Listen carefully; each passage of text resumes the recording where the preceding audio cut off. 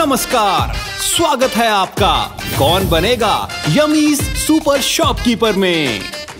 ऐसा जोरदार मुकाबला है जहां हम परखेंगे यमीज शॉपकीपर का ज्ञान और करेंगे उनका सम्मान। तो चलिए शुरू करते हैं, कौन बनेगा यमीज सुपर शॉपकीपर। सबसे पहले जोरदार तालियों के साथ स्वागत कीजिए यमीज के पहले शॉपकीपर। नाम तो सुना होगा, राहुल जी का। और उन्हीं के साथ स्वागत कीजिए यमीज के दूसरे शॉपकीपर, जीत का दूसरा नाम विजय जी का। आज हम देखेंगे कि कौन बनेगा Yummies super shopkeeper, Vijay ji या राहुल जी। आप दोनों तैयार? तो अपने हाथ रखिए बजर पर। ये रहा पहला सवाल। सभी कोल्ड रेफ्रिजरेटर्स का तापमान कब कब चेक करना चाहिए? हर रोज। वो क्या है ना कि एक बार जो मैंने कमिटमेंट कर दी उसके बाद तो मैं खुद की भी नहीं सुनता। चलिए देखते हैं क्या है सही जवाब। स्टोरेज रेफ्रिजरेटर का तापमान प्रतिदिन चेक करना चाहिए ताकि आपके यमीज खराब ना हो। जो टेम्परेचर चेक करे रोज, वो शॉपकीपर करे मौज।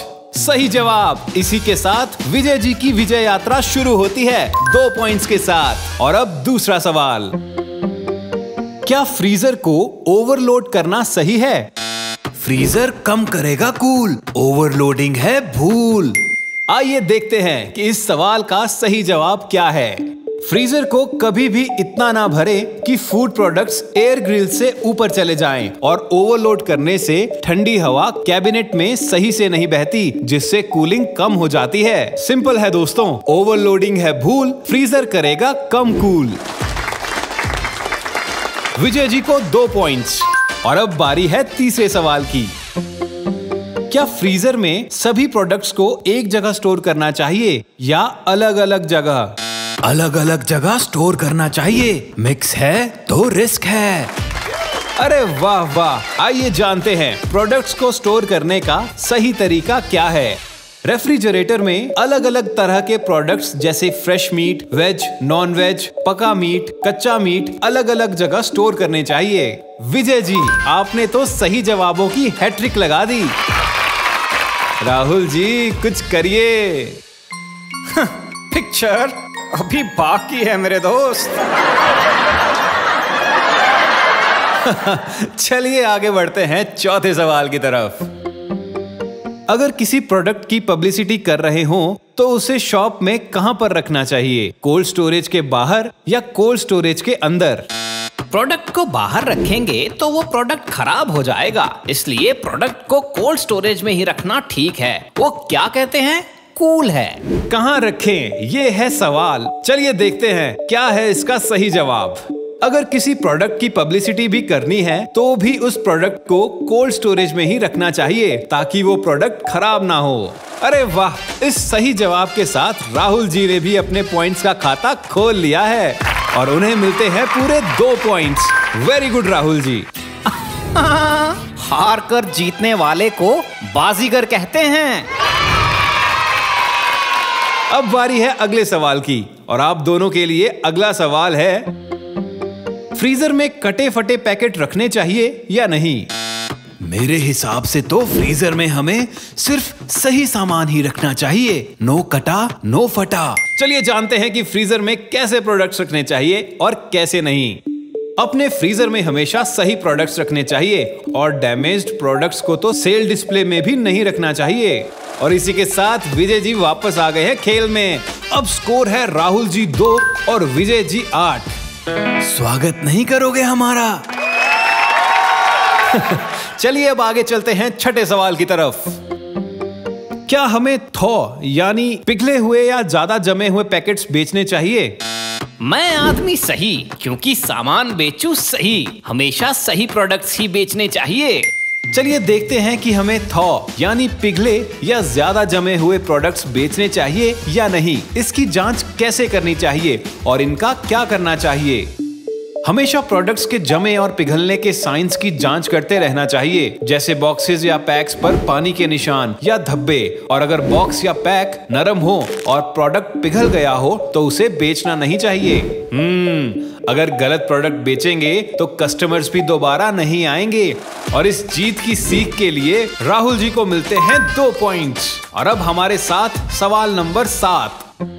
प्रोडक्ट की डिलीवरी के बाद प्रोडक्ट को कितने समय में रेफ्रिजरेटर में रखना चाहिए? पहले काम फिर आराम, इसीलिए जैसे ही सामान डिलीवर हो उसे तुरंत फ्रिज में रख देना चाहिए। आइए देखते हैं इस जरूरी सवाल का क्या है सही जवाब। जैसे ही प्रोडक्ट डिलीवर हो उसे तुरंत रेफ्रिजरेटर में रख देना चाहिए, इससे प्रोडक्ट डैमेज नहीं होता। इसका मतलब राहुल जी को मिलते हैं 2 और पॉइंट्स। इसी के साथ उनका स्कोर हुआ 6। मुकाबला एक्साइटिंग हो रहा है दोस्तों। अब बारी है हमारे अगले सवाल की, जो है क्या प्रोडक्ट्स की यूज बाय और best before dates regularly check करते रहना चाहिए या नहीं? तारीख पे तारीख, तारीख पे तारीख। तारीख तो बहुत जरूरी है, उन्हें बराबर देखते रहना चाहिए। जी राहुल जी, चलिए स्क्रीन पे देखते हैं अब इस सवाल का सही जवाब क्या है। प्रोडक्ट्स की यूज बाय डेट्स और बेस्ट बिफोर डेट्स को रेगुलरली चेक करना चाहिए और एक्सपायर्ड प्रोडक्ट्स को तो तुरंत हटा देना चाहिए। और इसके लिए आपको 2.5 किलो का हाथ नहीं, मिलते हैं 2 पॉइंट्स। पर ये तो टाई हो गया। क्या खेला है आप दोनों ने। अब बस 2 सवाल बचे हैं, देखते हैं कौन जीतता है। और ये रहा आज का दूसरा आखिरी सवाल। क्या हमें स्टॉक रोटेशन प्रोसीजर का पालन करना चाहिए? बिल्कुल, हमेशा स्टॉक रोटेशन प्रोसीजर मतलब पहले आए यमीज को पहले बेचें और बाद में आए यमीज को बाद में। गेम बहुत ही रोमांचकारी मोड पर पहुंच चुका है दोस्तों। जिंदगी में 3 चीज कभी अंडर एस्टिमेट नहीं करना, आई, मी एंड माई सेल्फ। अब बारी है हमारे आखिरी सवाल की। क्या होगा, कौन जीतेगा, ये फैसला करेगा ये सवाल। अगर रेफ्रिजरेशन में कोई समस्या हो तो क्या करना चाहिए? तुरंत चेक करो, ठीक करो, ना ठीक हो तो रिपोर्ट करो। दिल की धड़कनें तेज, देखते हैं क्या है सही जवाब। अगर रेफ्रिजरेशन में कोई भी समस्या हो तो उसका तुरंत सुधार करना चाहिए और अगर ठीक ना हो तो तुरंत रिपोर्ट करनी चाहिए ताकि समस्या को जल्द से जल्द ठीक किया जा सके और प्रोडक्ट्स को खराब होने से बचाया जा सके। ओह, ये तो टाई हो गया। इसका क्या मतलब हुआ? इसका मतलब हुआ हर कोई बन सकता है, हर कोई बनेगा यमीज सुपर शॉपकीपर अगर वो जानेंगे और पालन करेंगे यमीज को स्टोर करने के सही तरीकों को। क्या आप बनेंगे यमीज सुपर शॉपकीपर?